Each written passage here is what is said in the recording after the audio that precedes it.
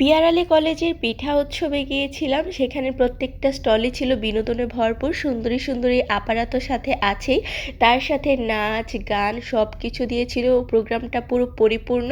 যাই হোক, সেখানে গিয়ে কার কার সাথে দেখা হয়েছিল, আমরা সবাই মিলে কতটা এনজয় করেছিলাম, সেই সব কিছু নিয়ে থাকবে আজকের এই ভিডিওটি।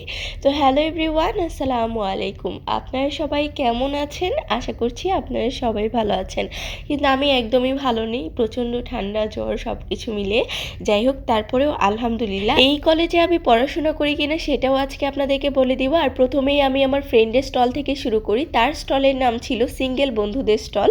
সেখানে কিন্তু অনেক বিনোদনমূলক জিনিসপত্র ছিল, যেমন চাচা হ্যানা কোথায়, ওই মামা না প্লিজ, তারপর হচ্ছে আই এম রিপন ভিডিও। সব কিছু দেখে তো আমি হাসতে হাসতে পুরো শেষ। তাছাড়াও কিন্তু তাদের পিঠার নামগুলো ছিল বেশ ইউনিক, যেমন পাত্রী চাই, সুন্দরী মেয়ে, তারপর হচ্ছে ভালোবাসার গোলাপ। পাশের বাসার আন্টি নাম দিয়েছিল তেলে পিঠাকে, কারণ তেলে পিঠার মতো পাশের বাসার আন্টিও হচ্ছে ভালো কিছু দেখলে হচ্ছে ফুলে যায়, সে কারণে।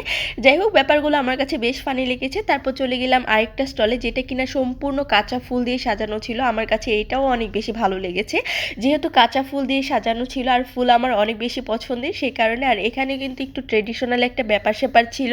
তাছাড়াও পুরো স্টলটাই কিন্তু ছিল ঝাল টক মিষ্টি দিয়ে খুব সুন্দর করে সাজানো, মানে হচ্ছে ঝাল পিঠা, ফুচকা, তারপর হচ্ছে ডেজার্ট আইটেমও ছিল, তাই বললাম ঝাল টক মিষ্টি।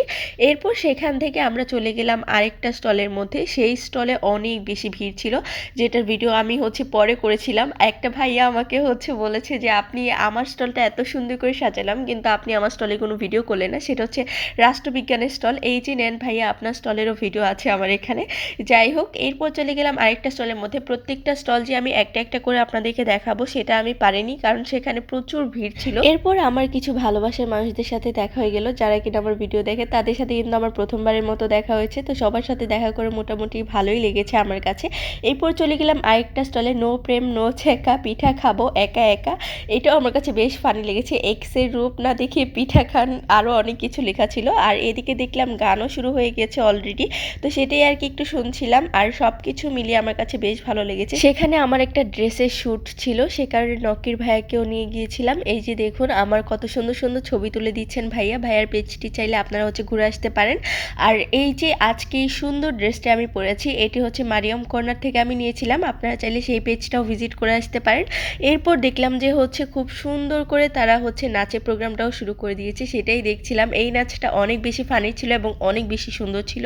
তারপর অনেকেই হচ্ছে দলবদ্ধভাবে নাচ শুরু করে, সেটাই এনজয় করছিলাম। আর আপনাদেরকে বলে দিই, এই কলেজে আমি পড়াশোনা করি কিনা। আমাকে পিঠা স্টলের মধ্যে দেখে অনেকেই কনফিউজড হয়ে গিয়েছিলেন যে আমি এখানে পড়াশোনা করি কিনা। না, আমি এখানে পড়াশোনা করি না, তবে এখানে আমার অনেক ফ্রেন্ডের পড়াশোনা করে, যার কারণে আসা। আর রোবার স্কাউটের হচ্ছে যে স্টলটা থাকে, সেটা বরাবরই খুব সুন্দর করে তারা সাজায়, সেটা নিয়ে আলাদা করে আমার বলার কিছু নেই। যাই হোক, এরপর আমরা হচ্ছে আশেপাশে একটু ঘুরে দেখছিলাম। আর এটা হচ্ছে ছাত্র দলের স্টল ছিল। আমার আজকের এই ভিডিওটি এই পর্যন্তই।